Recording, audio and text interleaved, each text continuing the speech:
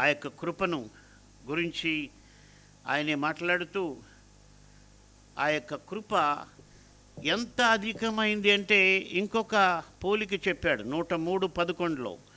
భూమి కంటే ఆకాశము ఎంత ఉన్నతముగా ఉన్నదో ఆయన యందు భయభక్తులు గల వారి ఎడల ఆయన కృప అంత అధికముగా ఉన్నది.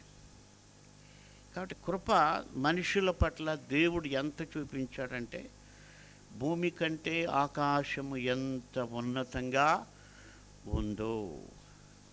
కాబట్టి ఆ డిస్టెన్స్ అన్నటువంటిది అంత అధికంగా ఉంది.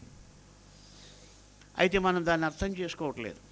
మనకున్న సమస్యల గురించి ఆలోచన చేస్తున్నాం, దేవుని కృపను గురించి ఆలోచన చేయనివ్వదు సైతాన్. ఎందుకంటే నీకు తృప్తి కలుగుతుంది.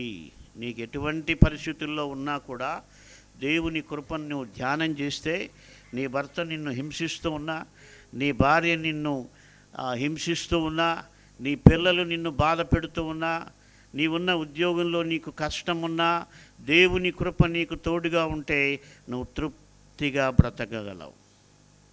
కాబట్టి మన జీవితంలో ఆ యొక్క కృపను మనం అర్థం చేసుకోవాలి.